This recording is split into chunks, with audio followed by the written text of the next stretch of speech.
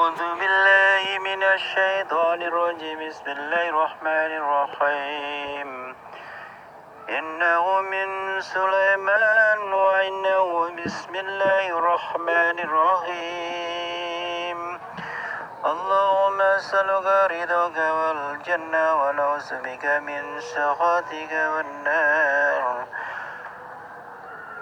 Saudara pendengar yang berbahagia, disinilah kami di studio alam Radio RS yang ada di channel Ayah Sadam akan mengudara kembali untuk Anda dalam acara tanya jawab seputar dunia lain.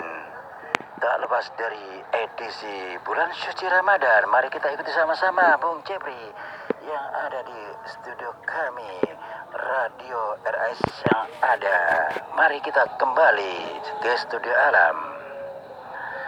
Assalamualaikum warahmatullahi wabarakatuh. Salam jumpa kembali untuk seluruh sahabat-sahabat YouTuber, sahabat media, serta para pemirsa dan seluruh para pendengar, para penggemar setia di seluruh tanah air Indonesia, di Jakarta, Jakarta Selatan dan sekitarnya, termasuk sahabat-sahabat di luar negeri sana. Semoga senantiasa kita tetap dalam lindungan Allah Subhanahu wa taala. Saya pribadi Bung Jepri selaku pembawa acara Radio RS yang ada di channel Sadam dalam acara tanya jawab seputar dunia lain edisi bulan suci Ramadan. Kebetulan di sini saya akan menyampaikan, memperjelas tentang adanya iktikaf yang disampaikan oleh saudara Raji yang ada di kota Semarang. Saudara Raji yang ada di kota Semarang mengatakan, Assalamualaikum warahmatullahi wabarakatuh. Bung Jepri, tolong jelaskan dong tentang etikaf ya, dan pengertian tujuan etikaf dan dasar syarat etikaf, termasuk syarat etikaf, hal-hal wajib yang diperbolehkan dan yang tidak diperbolehkan. Mohon pencerahannya Bung Jepri, karena sebentar lagi adanya malam Lailatul Qadar Bung Jepri. Terima kasih atas simaknya, atas saya Bung Jepri. Wassalam. Waalaikumsalam warahmatullahi wabarakatuh. Saudara Raji yang ada di kota Semarang ya, terima kasih atas bergabungnya Anda bersama Radio RS yang ada di channel Sadam. Alhasil alhamdulillah pas sekali ya, memang mendekati malam Lailatul Qadar. Biasanya 10 hari terakhir puasa ya, katakanlah mengikuti hitungan tuh memang hitungan ganjil tanggal 21 hingga sampai tanggal 29 ya, hitungannya ganjil kalau berhubungan dengan masalah Lailatul Qadar. Kembali kepada saudara Raji, pertanyaan Anda, coba Anda simak baik-baik. Siapapun dia yang kebetulan mengikuti acara-acara di channel Sadam ini memang baik sekali berhubungan malam Lailatul Qadar atau bulan suci Ramadan ya. Memang kami sengaja mengisi kisah-kisah nyata yang berhubungan dengan malam bulan suci Ramadan edisi khusus. Kembali kepada pertanyaan saudara Raji ya, etikaf.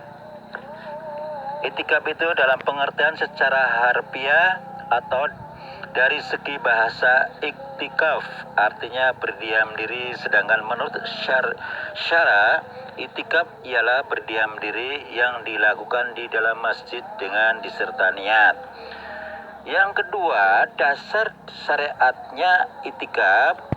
Iktikaf merupakan salah satu bentuk ibadah kepada Allah. Adapun dalil yang mensyariatkannya antara lain, yang pertama dalam Al-Quran surat Al-Baqarah ayat 125 dinyatakan, bersihkanlah rumahku untuk orang-orang tawaf dan beriktikaf atau yang ruku dan sujud.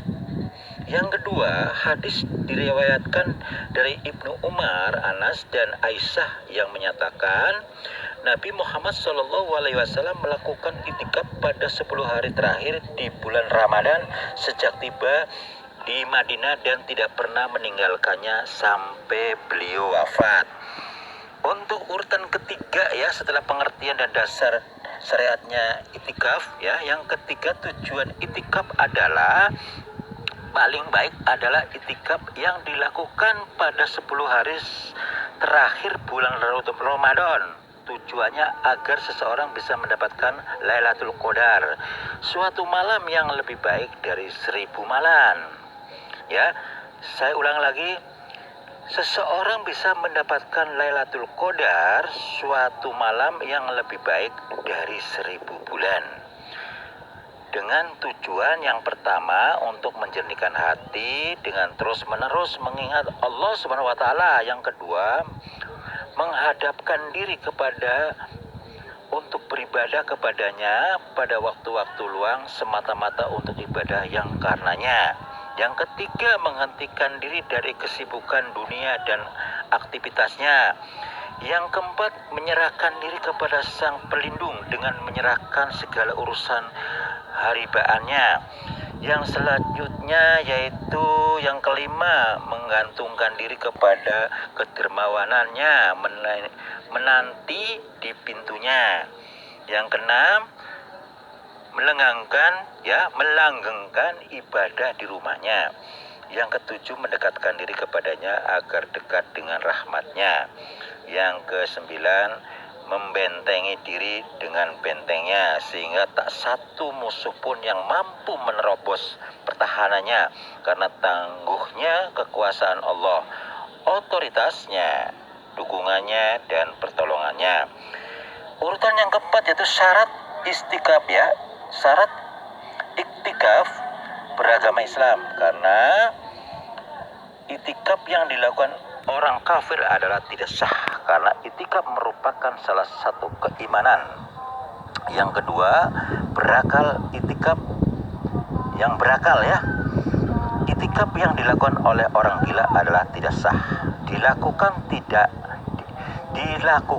dalam masjid. Yang ketiga yang keempat adalah berniat itikaf tidak sah kecuali dilakukan dengan niat harus. Jadi di sini saya ulang lagi, yang keempat yaitu kalau kita mau beritikaf harus didasari niat baru sah Yang kelima, suci dari janabah atau haid dan nifas, itu bagi kaum wanita Bagi perempuan, itikaf dilakukan harus seizin suami. Atas dasar ini, itikaf tidak sah dilakukan oleh perempuan yang tidak seizin suami. Itikaf seorang perempuan yang dilakukan tanpa seizin suami hukumnya sah, tetapi dia berdosa Yang selanjutnya, urutan kelima, hal-hal yang wajib dan boleh dilakukan oleh mu'takif. Para ulama fikih berpendapat bahwa mu'takif, orang yang sedang melakukan itikaf, wajib menetap di dalam masjid.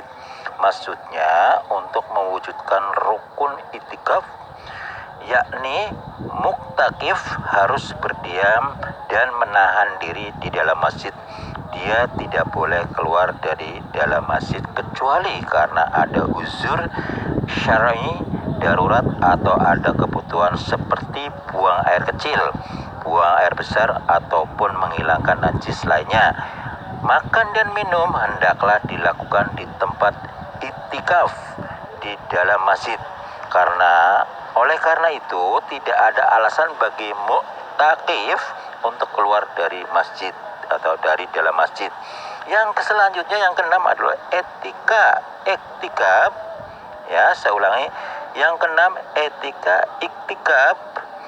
Yang pertama, seorang muktakif disunahkan melakukan sholat, membaca Al-Quran, berzikir kepada Allah atau dengan lafal tahlil dan istighfar, merenungkan ciptaan Allah seperti adanya bumi dan langit, mengucapkan sholawat atas Nabi. Yang kedua, muktakif hendaklah menjauhkan diri dari setiap hal yang tidak bermanfaat, baik perkataan maupun perbuatan. Hendaklah ia mengurangi berbicara, karena dalam berbicara itu seseorang sering banyak melakukan kesalahan. Muktakif hendaklah menjauhkan diri dari perdebatan, saling menghina, dan berbicara kotor. Seorang muktakif hendaklah berbicara dengan baik. Muktakif hendaklah mengucapkan salam kepada orang lain, baik kepada orang yang dekat dengan tempatnya maupun yang jauh. Yang ketujuh, hal-hal yang membatalkan iktikaf. Yang pertama, keluar masjid tanpa uzur. Yang kedua, keluar sperma ataupun haid. Yang ketiga, pingsan. Muktakif yang pingsan secara mendadak, maka iktikafnya batal. Yang keempat, melakukan dosa besar, misalnya mengadu domba dan menuduh berzina. Demikianlah saudara pendengar yang berbahagia di seluruh tanah air Indonesia, di Jagakarsa, Jakarta Selatan, yang berhubungan dengan pertanyaan saudara Raji. Ini bagus sekali pertanyaannya, pas bulan suci Ramadan menjelang 10 hari terakhir ya.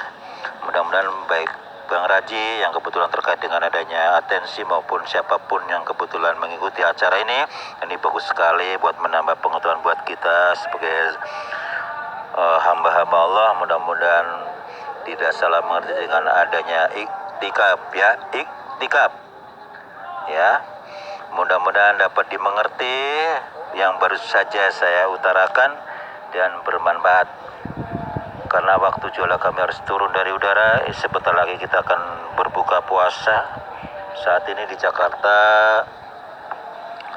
menunjukkan jam 17:20.